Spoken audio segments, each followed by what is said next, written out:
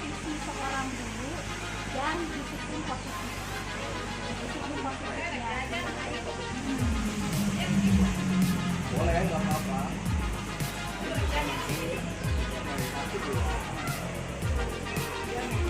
Apa mau nggak usah dijawab? Ya, artinya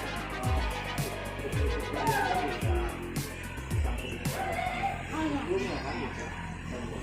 Misalnya kita nanti ada pembahasan lainnya. Betul. Ya dari ini kita awal kan karena materi modul pertama adalah keberpihakan seorang guru kepada anak. Terus refleksi tentang peran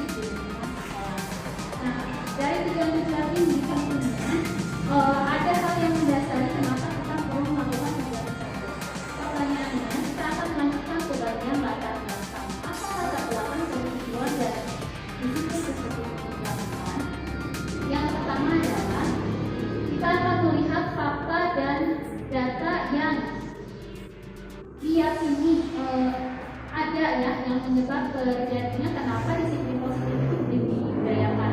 Yang pertama adalah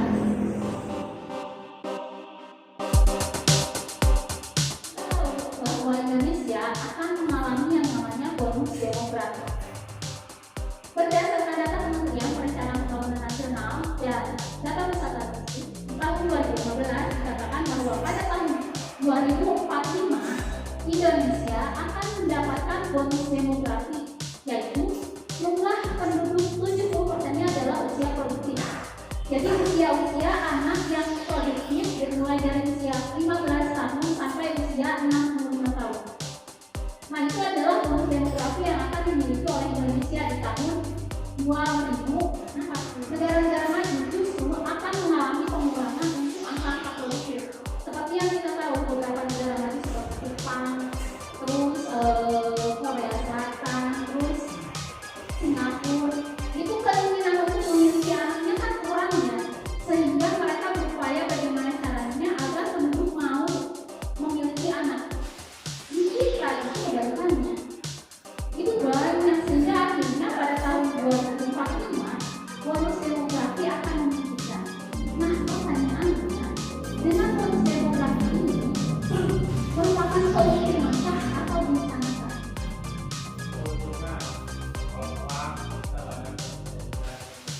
Oke, dengan pertanyaan apakah para pemuda dan pemudinya sudah siap untuk berperan? Ya, karena tiap hari sedang TR, tawuran. Itu bagian dari ininya ya, bagian dari fakta dan data berikutnya. Ini fakta dan data.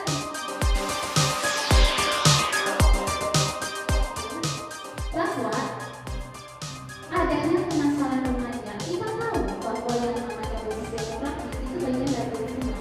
Tapi pemerintah berpikir mengenai dampak negatifnya. Apa itu dampak negatifnya? Adalah adanya kenakalan remaja. Oke, nah kenakalan remaja itu berdasarkan survei dari sosial ekonomi fluktuasi, artinya meningkat dari tahun 2010 sampai 2014. Nah, kemudian kejahatan terhadap hak berat milik orang tanpa kekerasan, artinya pencurian, lain sebagainya seperti hipnotis dan lain sebagainya, itu juga sama mengalami peningkatan sosial. Berikutnya, terjadi kejadian narkotika di Indonesia yang cenderung yang tadi, dan kelakuan para remaja Indonesia yang seperti ini. Apakah Indonesia akan tetap berada dalam posisi aman nyaman? Begitu kan? Ya, itu yang membuat pemerintah mengatakan bahwa ini adalah bencana. Kalau misalnya tidak segera ya, namun kalau ada dan sebagainya adalah terjadi meningkatnya kasus pencurian. Kemudian anak-anak baik itu berada di sekolah, di lingkungan luar sekolah, bahkan orang yang sudah dewasa pun selalu menjadi korban pencurian, baik itu di media sosial dan lain sebagainya. Jadi bonus demokrasi itu akan menambah bencana kan? Gitu. Nah, mau dibawa kemana kan Indonesia ini?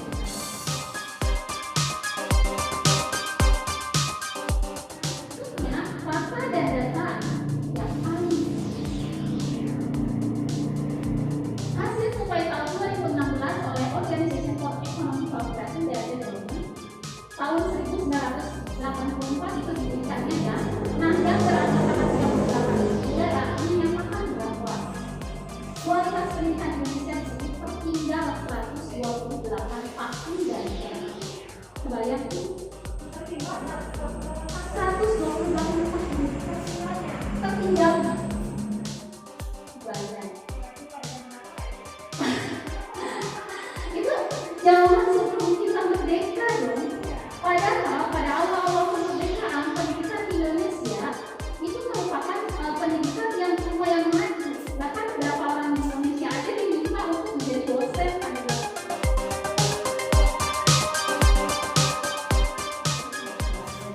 Yang jelas kita sebagai seorang pendidik itu pasti bisa merefleksikan banyak hal dan kenapa.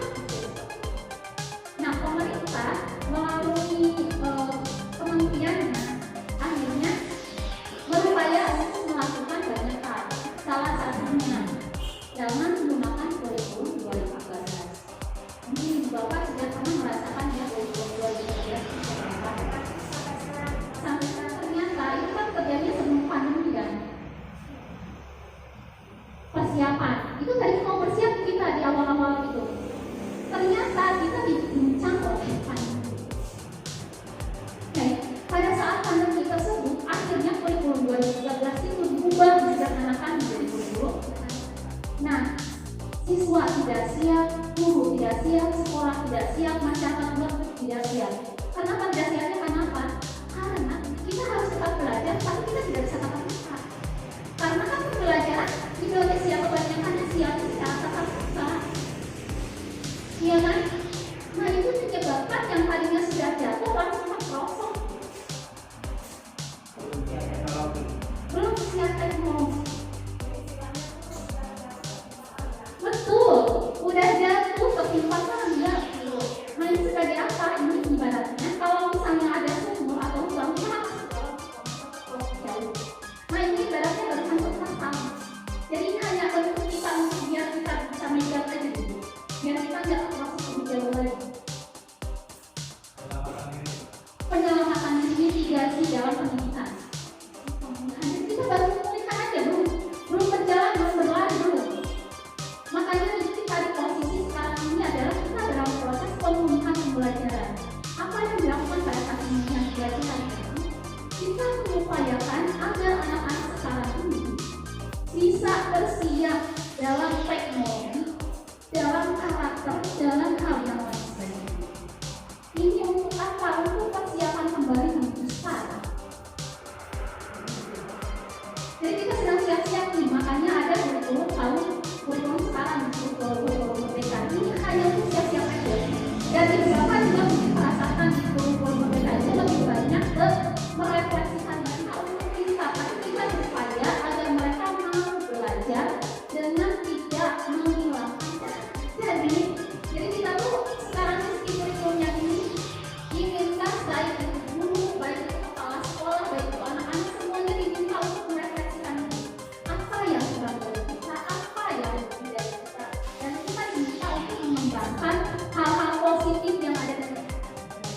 Nah, nantinya di tahun 2024 itu nanti akan ada perubahan lagi kurikulum, di mana kurikulum ini bukan sebagai besar lagi, tetapi sebagai bentuk agar kita siap berkencang untuk mengejar ketertinggalan yang 128 tahun lagi.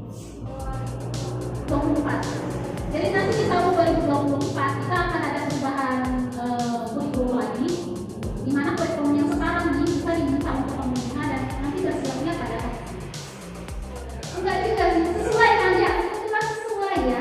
Padahal sebenarnya memang sudah direncanakan jauh hari. Cuma yang depannya itu apakah menterinya tetap atau tidak? Lagi bagusnya perubahan menteri, perubahan juga tentunya. Nah itu dia. Ya kenapa?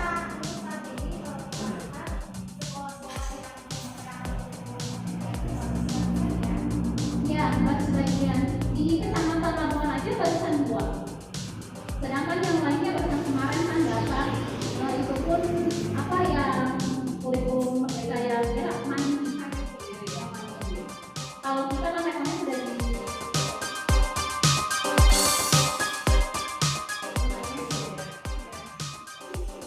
ya, nanti kita lanjutkan dulu. Nah, dari yang kita bahas itu diminta adalah bahwa kita diupayakan untuk dapat membuat ini di dalam pemerintahan. Tentu saja saya katakan bahwa kita berada di status pemerintahan, jadi yang kita upayakan adalah budaya di masa depan anak-anak kita itu akan menjadi budaya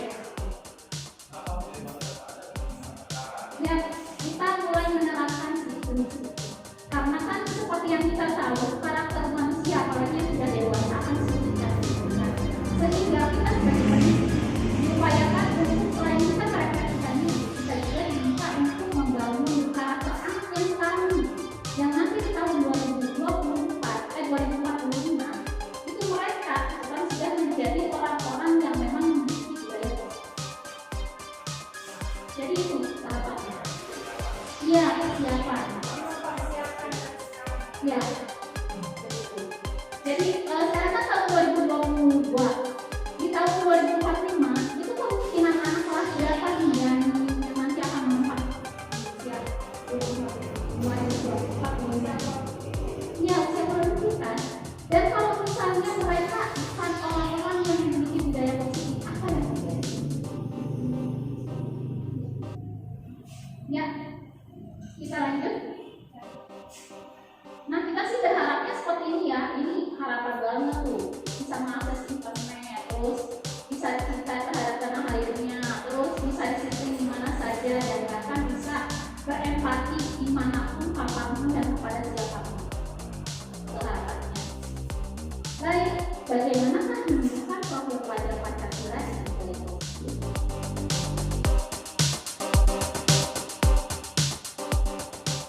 Kita akan pelajari dulu mengenai nilai-nilai kebajikan universal. Ya, apa bedanya nilai-nilai kebajikan universal dengan nilai-nilai kebajikan yang ada di Indonesia? Apa bedanya? Apakah ada yang bisa menyebutkan 2 contoh saja nilai-nilai kebajikan universal? Oke, misalnya yang bisa ini semua bertanggung jawab. Oke, bertanggung jawab siap.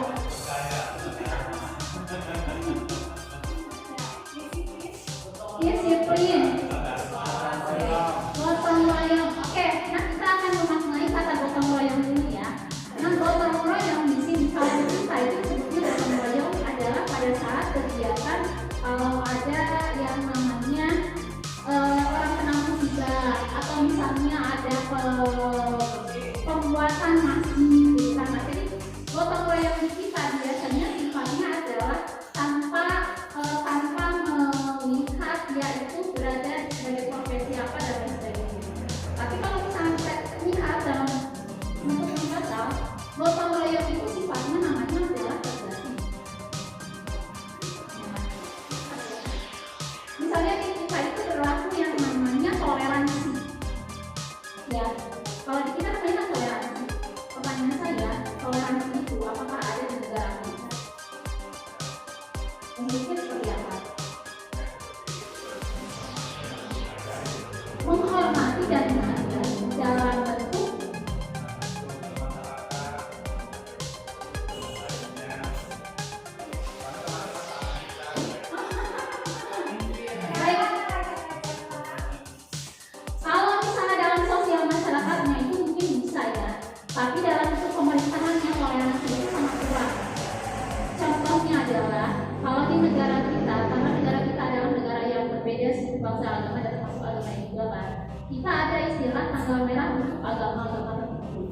kalau misalnya di sana itu hanya tanggal 25 saja. Ya.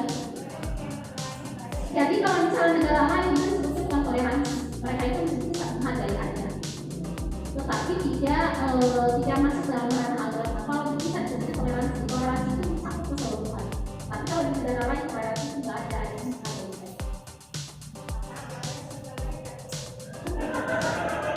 Iya, kan banyak banget ya di negara sana itu ada yang namanya sholat Jumat. Mereka harus benar-benar datang ke kampung yang ada masjidnya aja, dan itu tidak ada istilah itu. Kalau di kita enak ya, hari Jumat itu kalau sampai jam 11, karena apa? Karena setelah jam 11 itu semuanya pada sholat dulu, walaupun ada yang kayak gitu. Di Indonesia. Nah, pada proses pelajar Pancasila yang akan ditunjukkan oleh pemerintah Indonesia, kan tadi kita membahas mengenai kebajikan universal, di mana nilai-nilai tersebut itu berlaku di seluruh dunia. Seperti misalnya kejujuran, tanggung jawab, kompeten itu adalah yang diakui oleh seluruh dunia. Sedangkan di Indonesia sendiri, karena Indonesia ini membentuk budaya yang sesuai dengan akar budaya dari negara Indonesia sendiri, maka dimintalah sebuah proses pelajar Pancasila di mana para pelajar Pancasila nanti itu diharapkan dapat menjadi orang yang bertakwa kepada Tuhan Yang Maha Esa dan berakhlak mulia, dapat mandiri, dapat bernalar kritis, dapat kreatif, terus bergotong royong dan seterusnya. Jadi ini yang diminta oleh pemerintah. Ini juga menurut pemerintah yang bisa membentuk budaya positif yang ada di Indonesia di kemudian hari. Yang terakhir.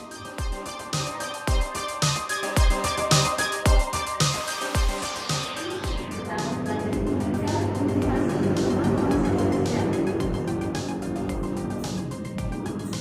seperti yang kita tahu, kalau manusia itu pasti memiliki motivasi untuk suatu tujuan.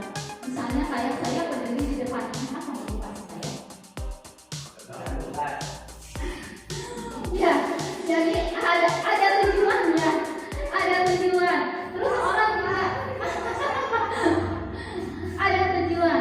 Orang juga kalau misalnya mau melakukan banyak hal atau misalnya sekedar melakukan aja, ada tujuannya. Ada kan? Tidur juga ada tujuannya tidak? Ada. Itu memegang sesuatu juga ada tujuan kan? Jadi segala perilaku yang dilakukan oleh manusia itu memiliki tujuan yang disebut dengan motivasi. Oke, nah motivasi tersebut terbagi menjadi dua, yaitu motivasi eksternal dan motivasi internal. Kalau misalnya motivasi eksternal itu untuk menghindari ketidaknyamanan atau hukuman. Saya misalnya kita mau datang ke sekolah itu pagi hari, saya merasa sampai sekarang saya itu datang ke sekolah pagi-pagi itu karena menghindari ketidaknyamanan, bukan karena saya ingin ketemu siswa. Tapi kalau udah nyampe di sana masuk ke kelas, berarti itu adalah keinginan untuk bertemu dengan anak-anak. Tapi kalau dari itu masuk sekolah, maka orang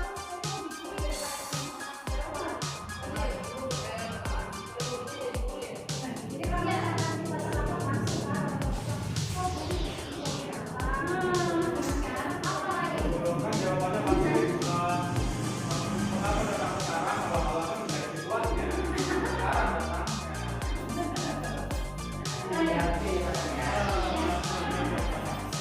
Kalau malam itu sudah pulang.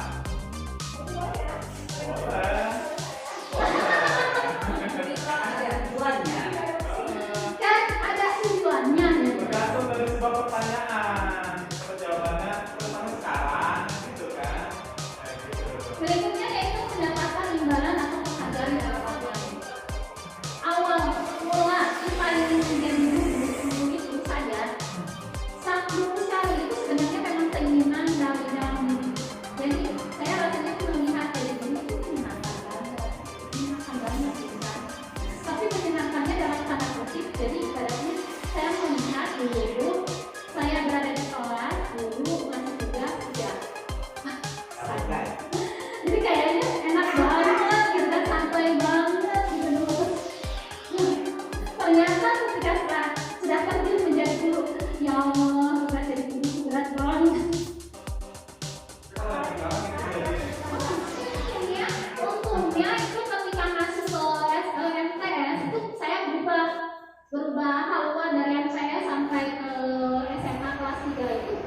niat saya saat itu saya menjadi astronot. Serius dari saya mau menjadi astronot. Pernah tidak ada cerita di mana wanita Indonesia pertama kali, wanita Indonesia pertama dan wanita pertama se Asia, dia itu menjadi astronot. Dan meskipun sampai tahun 1993 kalau nggak salah, itu dia akhirnya gagal terbang ke luar angkasa lantaran ada beberapa konflik antara beberapa negara.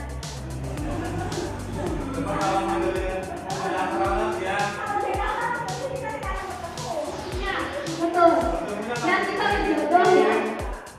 Yang motivasi saya itu untuk menjadi orang yang mereka inginkan dan menghargai diri sendiri. Kita balik lagi ke perilaku anak yang kena kelas remaja, salah satunya adalah bullying. Kegiatan bullying itu sebenarnya ada maksud dari keinginan. Maksud dari keinginannya yang paling utama adalah bersenang-senang dulu. Mendapatkan perhatian, apalagi terbawa arus, ada lagi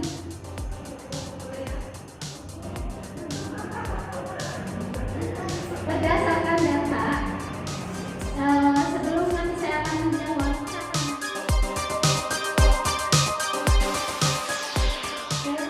kebutuhan dasar manusia. Dalam kebutuhan dasar manusia, pertama membagi ada 5 kebutuhan dasar manusia. Yang pertama yaitu kesenangan, terus cinta kasih, kebebasan, penguasaan, dan terakhir adalah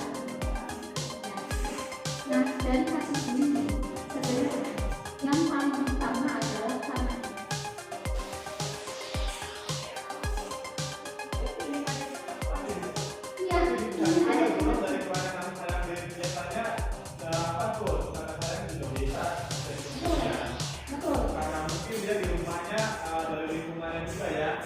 dari misalkan dia selalu dari tidak diterima oleh itu dan merasa saya keluarganya juga akhirnya di sekolah ya melampiaskan kepada orang yang paling lemah dari dirinya untuk melakukan itu. Artinya dia melakukannya kepada orang yang lebih lemah.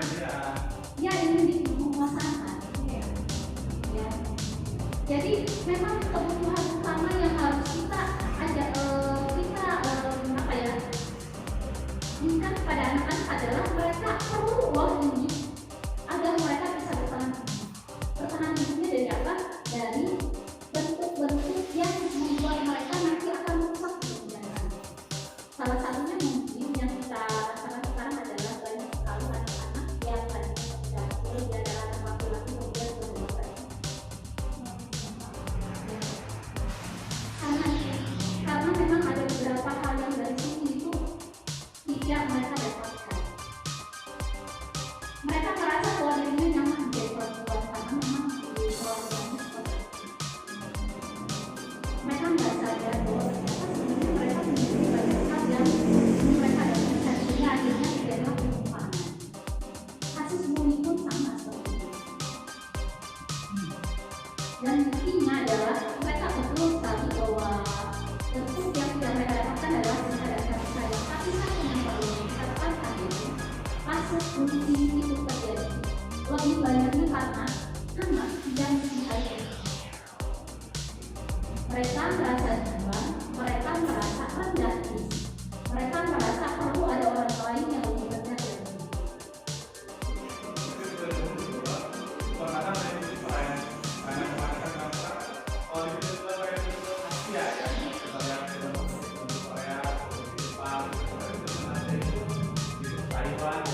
Lalu menunjukkan kalau anak-anak sekolahnya itu selalu kemudian yang lain itu baru mendengarkan. Bahkan di sinetron Indonesia pun beberapa tahun yang lalu ada seperti itu Pak, dijailin, diapain akhirnya budaya Kesenangan ya kan?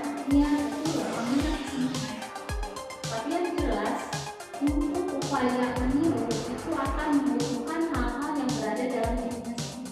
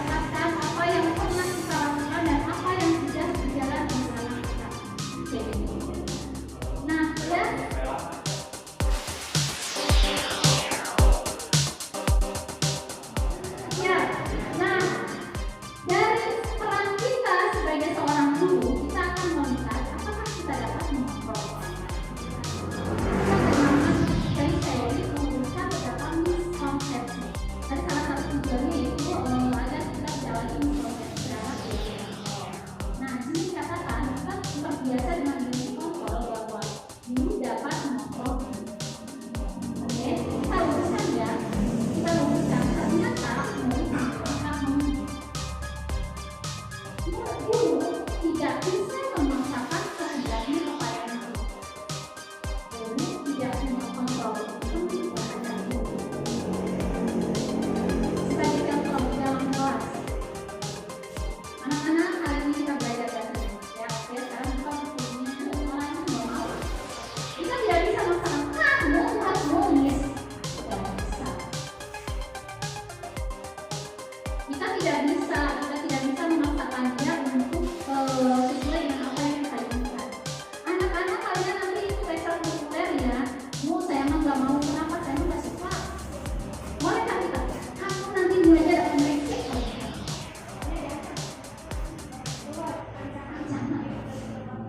Jadi kita tidak bisa memaksa, kita tidak bisa memaksakan bahwa kita nih sebagai orang dewasa itu memiliki kontrol terhadap diri tidak bisa.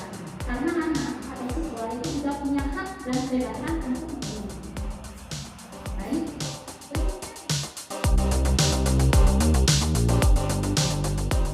Bahwa semua rujukan atau penguatan positif itu efektif dan bermanfaat.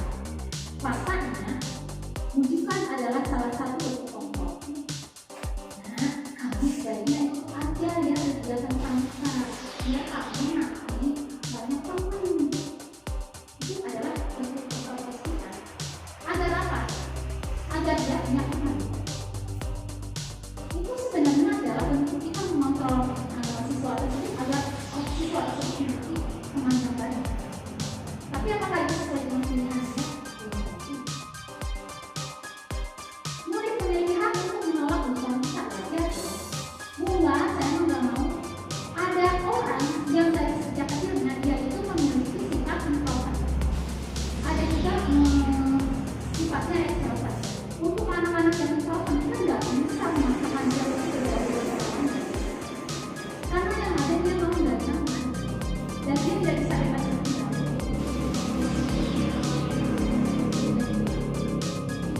Murid bisa tergantung pada pendapat dan kehidupan kita. Coba kita lihat kehidupan anak-anak sekarang, kehidupan orang-orang dewasa sekarang, betapa banyak orang-orang yang usianya sudah di atas 17, bahkan 20, bahkan sudah berumah tangga, dia tidak bisa mati. Banyak tidak? Ya. Oke, kalau misalnya kita boleh dilihat, kita melihatnya adalah tujuan dari anak-anak ketika misalnya anak SMP kelas banding. Ini anak-anak SMP, apakah anak-anak sudah memiliki tujuan mereka selesai? Ada. Oke. Seberapa persen? Biasanya anak-anak sekarang itu hanya beberapa anak yang memiliki tujuan untuk masa depan mereka. Sedangkan tujuan tersebut kadang-kadang suka berubah-ubah. Karena sering mendengar rujukan dan penguatan positif kan, sehingga akhirnya anak-anak baguslah kalau misalnya si anak ini memiliki penguatan yang terus menerus gitu kan. Nah, bagaimana jika suatu saat dia lepas penguatannya? Itu akan membuat mereka kehilangan arah. Bu Ade beruntung karena Bu Ade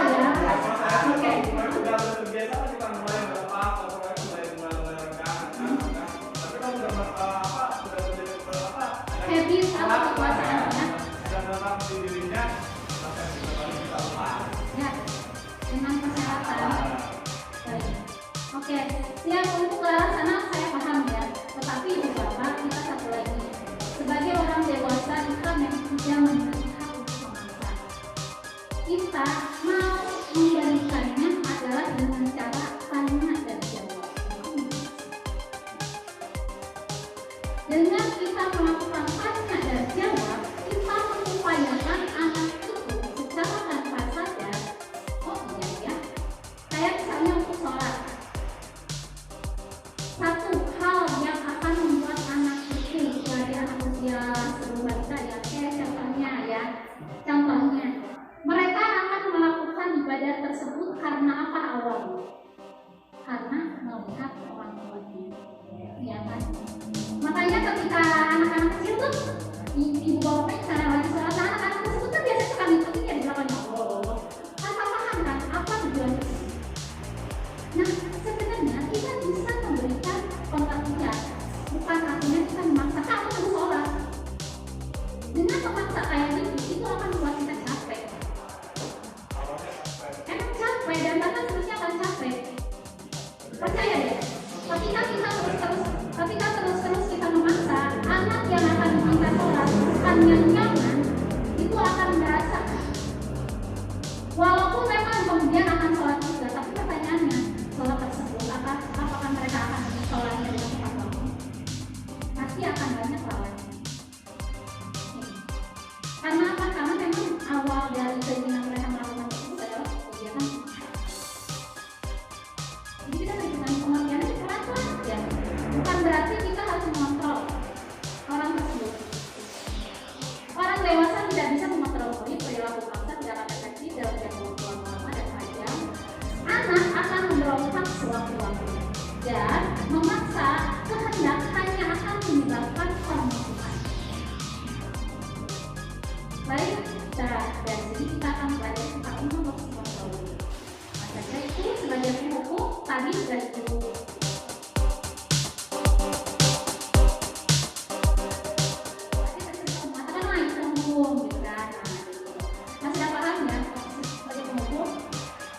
Nah, biasanya ciri-cirinya penghukum itu nada suara yang tinggi, bahasa tubuhnya matang berotot, terus jarinya nunjuk-nunjuk atau mengharap. Walaupun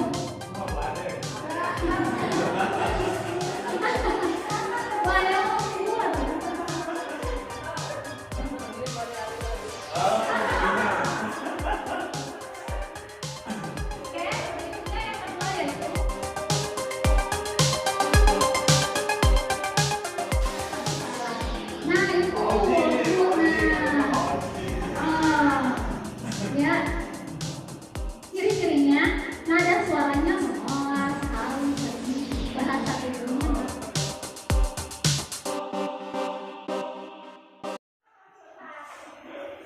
Dan berikutnya yaitu sebagai teman. Nah, kalau misalnya sebagai teman ini bisa ya, ada memungkinkan. Tapi yang pertama yaitu menghukum dengan membuat rasa bersalah. Oh ya, saya ingin dilihat dulu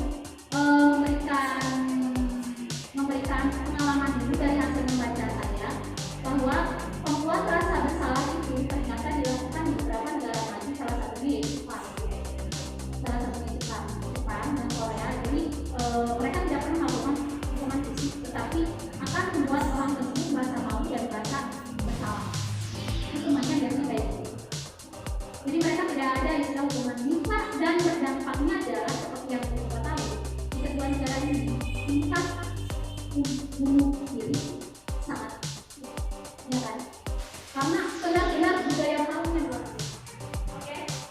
Nah, posisi teman ini biasanya jauh lebih nyaman kan kepada anak, tetapi ingat posisi menjadi teman itu akan membuat si anak ketergantungan.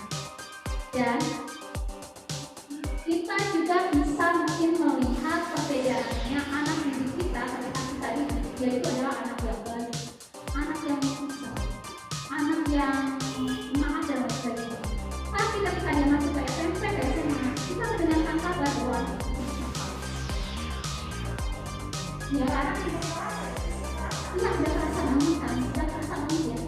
Harus kita baik banget kan, nurut banget. Kalau misalnya kita udah dia nggak akan tapi kalau misalnya sama guru yang lain susah ada bunga terus berapa dia umur ya jadi si anak ini ternyata posisi sama kita doang. Nah itu karena apa? Kita terbiasa posisikan kita jadi teman pada anak. Dan itu kita boleh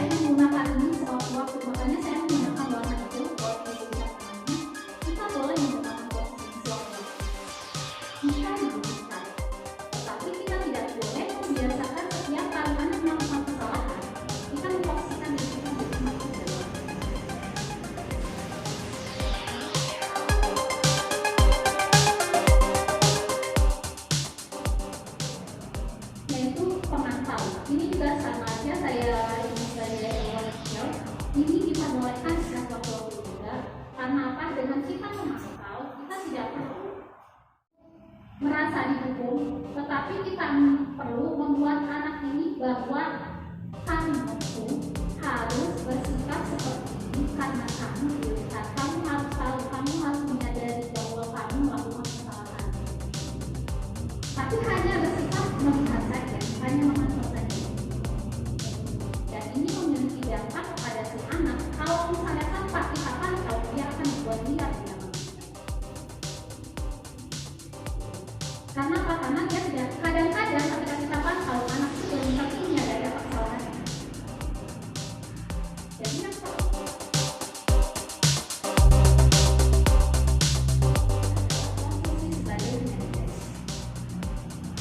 dengan posisi sebagai manajer, kita kalau misalnya si anak tidak mau ngomong, posisikan diri kita menjadi seorang teman dulu agar dia mau berbicara.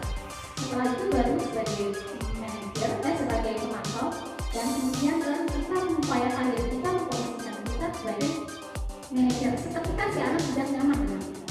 Tapi kalau si anak tidak nyaman, jangan langsung kita membuat mereka memposisikan diri kita menjadi seorang manajer. Itu akan membuat anak sampai kapan tidak akan berjalan. Jadi ada tahapan-tahapannya. Dan ini posisi kenapa saya ingin berwarna hijau agar kita terbiasa menggunakan posisi.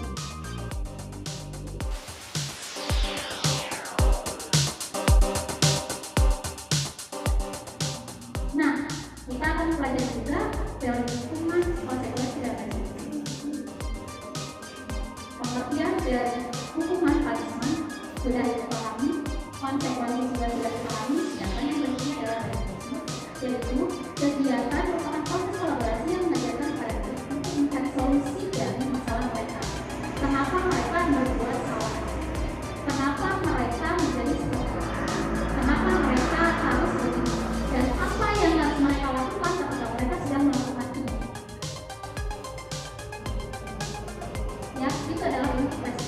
Dan ini adalah hal yang harus kita upayakan terus-menerus agar tingkat kebutuhan dasar anak, kebutuhan dasar manusia itu tidak sampai kita lupakan. Terus yang keduanya, agar anak itu merasa dirinya selamat sampai kapan, agar mereka juga belajar untuk bertanggung jawab apa yang sudah mereka lakukan. Itu kan yang kita inginkan dari anak-anak kita. Dan agar mereka juga tanpa kita lihat, tanpa kita pantau, mereka paham bahwa mereka akan melakukan kesalahan jika melakukan itu. Ini posisi belajar.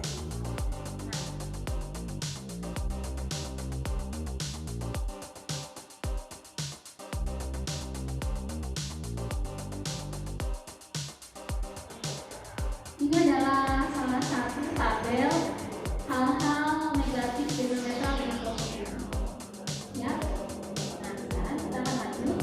Pertanyaan pertama, mencatat 100 kali di dalam kalimat saya tidak akan selamat lagi karena terlambat sekolah. Hukuman atau konsekuensi?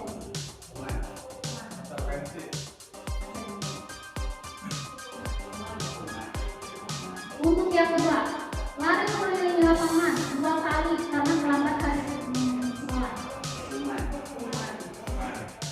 Ya. Murid diminta untuk puasa 15 kali karena tidak menggunakan masker sekolah. Mengganti kertas teman yang telah dicoret-coret. Membersihkan tumpahan air di meja tulis karena tersenggol saat belajar. Murid disuruh untuk mengenakan sepatu harian sekolah karena tidak menggunakan sepatu hitam. Ya. Terakhir, lari mengelilingi lapangan basket 2 kali karena terlambat 10 menit untuk pelajaran PJOK. Hukuman? Ya, gitu. Nah, dari sini ibu bapak dapat memahami kan apa itu hukuman dengan konsekuensi. Hukuman biasanya perbuatan yang dia lakukan itu kadang-kadang tetapi tidak ada hukumannya. Kayak misalnya nih, mencatat 100 kali di dalam buku kalimat saya tidak akan terlambat lagi. Ada hukumannya tidak dengan dia terlambat. Ya. Menulis dengan dia terlambat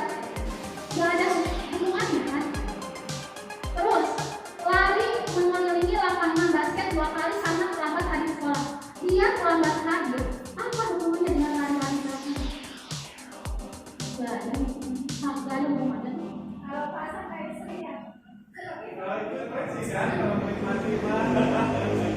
Nah sekarang mengganti kertas yang teman yang telah dicoret-coret itu ada hubungannya tidak? Ada. Yang dirusak apa? Kertas. Sehingga dia harus mengganti kertas itu. Nah itu perbedaan antara hukuman dengan konsekuensi. Jadi kalau hukuman itu tidak ada satu pautnya, tidak ada hubungannya dengan apa yang kemudian dilakukan. Sedangkan kalau konsekuensi adalah itu masih ada hubungannya, masih logis. Ya.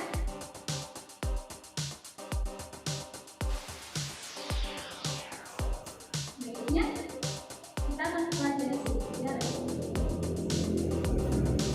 Ya, dalam segitiga restitusi itu ada 3 hal yang harus kita lakukan. Tadi seperti yang saya katakan, yang perlu kita lakukan itu bukan bagaimana untuk penyelesaian itu, tapi kita mengupayakan anak dalam bentuk segitiga restitusi.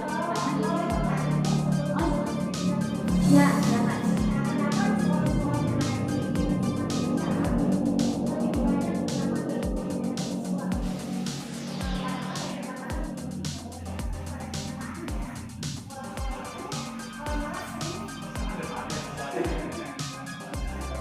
Terima kasih.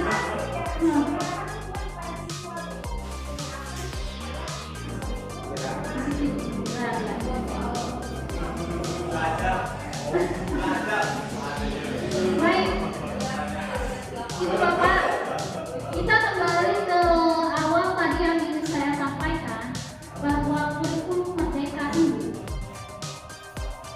baru ada sekarang dan salah satu hal yang diupayakan dalam kurikulum merdeka adalah semua aspek dalam dunia pendidikan diminta untuk merefleksikan. Ya, siapa saja yang perlu refleksi? Kita sebagai guru, siswa sebagai siswa, kepala sekolah sebagai institusi. Kita diminta untuk senantiasa refleksi. Apa yang sudah saya lakukan dan apa yang membuat aku. Nah, adanya penerapan hukuman-hukuman ini sebenarnya dari awal kita kemerdekaan, bentuk kolonial itu tidak hilang seutuhnya. Kolonialisme yang dari dulu itu tidak hilang sama sekali, dan itu terus menerus menjadi budaya kita.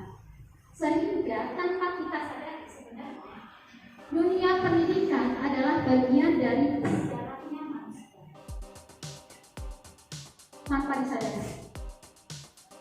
Makanya kalau misalnya untuk orang-orang dewasa seperti saya sendiri, dulu pernah sekali saya menganggap bahwa saran satu lagi capek kali ini yang baca buku lupa terus salah kayak ayat hukum sedangkan kasar orang ayat yang cari kanan serba salah juga gitu. Berarti itu kayak pas dari masa kolonial. Betul. Makanya masih ada sekarang yang namanya sekolah-sekolah yang menerapkan. Tapi kenapa itu ya siswa kalau ini kalau Oke. Ada ya orang-orang kota ya.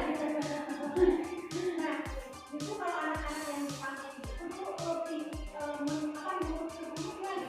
Meskipun misalnya saya nih sebagai guru ya, jadi ketika kita bisa mengarahkan anak, misalkan kelompok kecil, coba membacakan PR.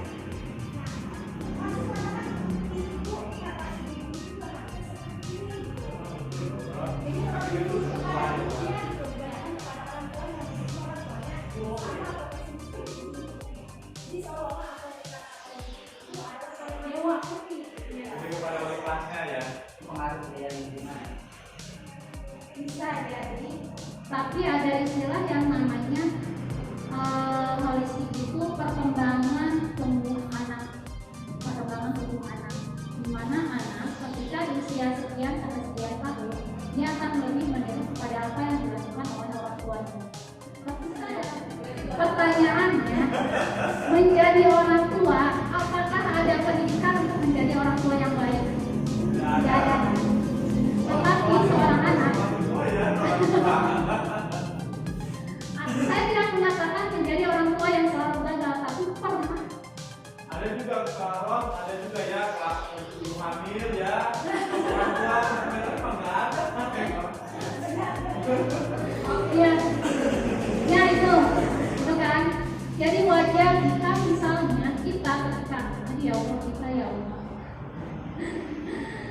menjadi orang dewasa atau orang tua itu tanpa kita sadari kita sekali-kali pernah melampiaskan kesalahan kita, kemarahan kita walaupun tidak berbentuk kepada anak kita sendiri atau kepada anak kita sendiri. Pernah kan? Dan itu membuat mereka berdosa. Karena apa? Karena setiap saat mereka selalu merasa disayangi. Tapi tiba-tiba ada suatu tindakan yang membuat mereka tersingkir walaupun hanya 1 menit, 1 detik, 1 hari. Itu akan membuat mereka mengalami luka yang lebih besar daripada yang seharusnya. Gitu. Itu jadi terus lagi perkembangan yang terjadi ketika anak usia sampai usia TK itu mereka akan cenderung mendewakan yang namanya orang tua yang ada di dalam rumah. Dan itu masih usia anak 6 sampai 14 kalau nggak salah 14 itu mereka cenderung kepada orang lain yang lebih dewasa. Ketika masuk ke usia SMP, SMA mereka lebih cenderung kepada teman sebaya. Jadi makanya mereka lebih nurut kepada anaknya. Ya, biasanya untuk anak SMA itu mereka lebih cenderung mudah terpengaruh dari anak-anak dari rekan-rekan mereka. Ya. mau kemana dia itunya sama orang tua temannya. Jadi kebanyakan ya kayak temannya pada SMP. Kalau misalnya dia tidak pernah mengalami kegagalan identitas dan melihat posisi kedua orang tuanya yang senantiasa bagus gitu kan dan stabil gitu, itu mereka akan lebih cenderung menurut kepada orang tua. Pasti akan menurut kepada orang tua. Rumah di kampung garapinya. Wajar.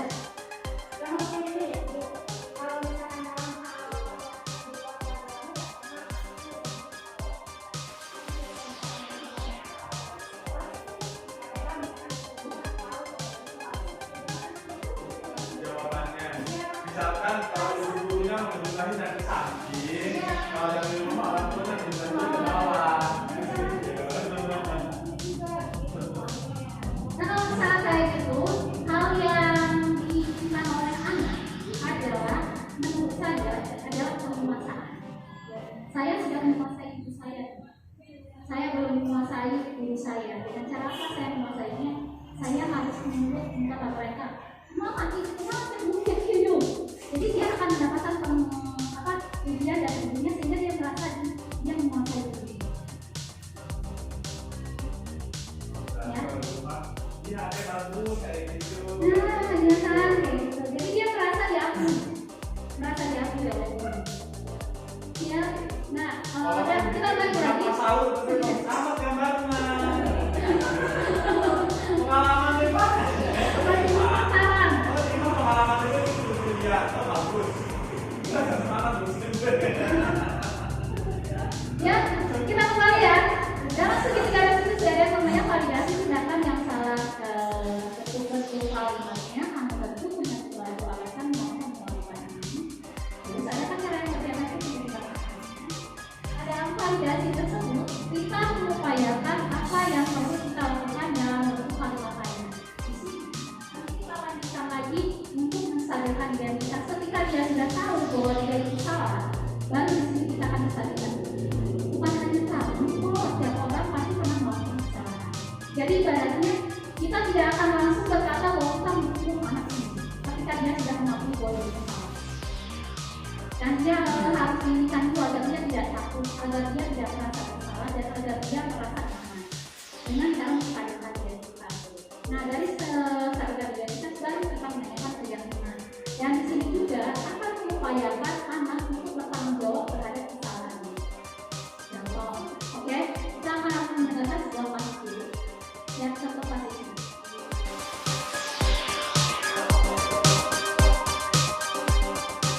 Keduanya agar tetap di tempatnya masing-masing. Sebagai seorang guru yang bersiap untuk mengajar di kelas, oke, apa yang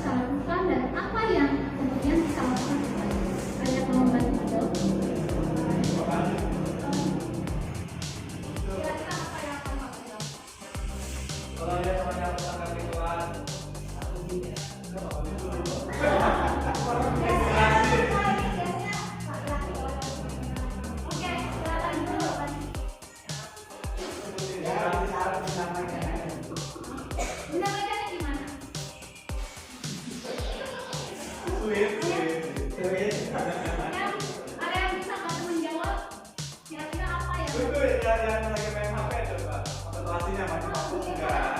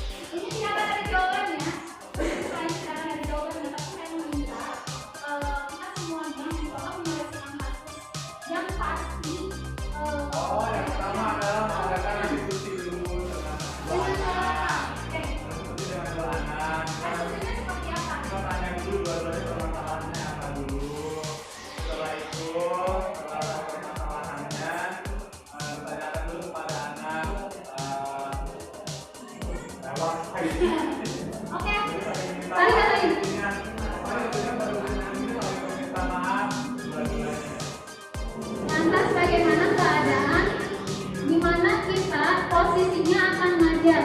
Jika misalnya posisi di kelas ada 40 anak, kita melakukan restitusi kepada 2 anak.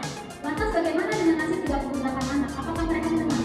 Yang pertama adalah kita tetap pembelajaran. Bisa kita mengambil semuanya ke kantor atau di rumah yang istilahnya tertutup dengan Kita maksudnya datang ke kantor terus anak-anak kita tinggalkan datang ke sana. setelah selesai pembelajaran kita istilahnya dinetrali dulu, jangan terlalu dia terjaga. Setelah selesai mungkin kita pembelajaran, saat istirahat mungkin kita bisa mengambil semuanya ke kantor. Jadi dilakukannya pada saat istirahat. Saya sebenarnya sengaja biar pada arahnya. Ya, jadi si anak yang sedang bertengkar itu kita biarkan dulu gitu maksudnya. Nah, kita belajar dulu, kemudian setelah itu pada saat istirahat kita memanggil ketuanya untuk datang ke kantor dan bereskan laporan. Kenapa? Distabilkannya dengan cara didiamkan dulu gitu.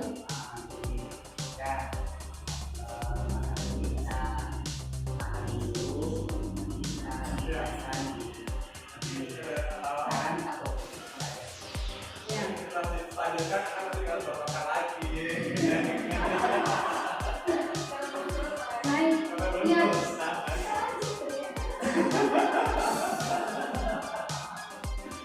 Ya, gimana kalau misalnya menstabilkan anak tersebut yang dalam posisi sedang emosi dan ditahan oleh teman.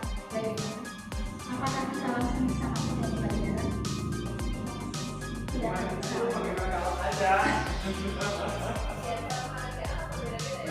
Ya, oke.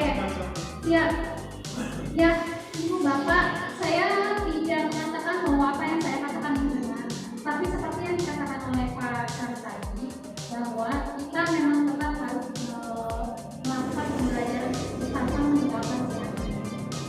Oke, nah kita tetap melakukan pembelajaran dengan kita terus mendekati si anak yang dalam posisi sama. Kita memantau kondisi. Tadi saya katakan bahwa kita perlu sekali-kali untuk menjadi seorang teman dan sebagai pemantau. Ya. Nah kita memantau aja dulu. Jadi sambil pelajaran berlangsung kita mendekati keduanya, memantau apakah dia masih dalam keadaan emosi. Anak ketika merasa didekati oleh gurunya, apalagi si guru tersebut posisinya sebagai pemantau bukan sebagai teman, itu dia akan langsung menurunkan emosi. Itu akan langsung menurunkan emosi. Tapi tetap keinginannya, bentuk penguasaannya dan kemarahannya tidak akan selesai, akan tetap ada. Jadi kita stabilkannya adalah dengan cara benar tadi menstabilkan dulu. Datang ke anak tersebut, begini sambil kita belajar. Datang lagi ke anak yang sedang juga terus. Nah, jadi lambat laun hal yang akan terjadi adalah anak akan langsung teralihkan, anak-anak yang lainnya akan langsung teralihkan ke dalam pembelajaran.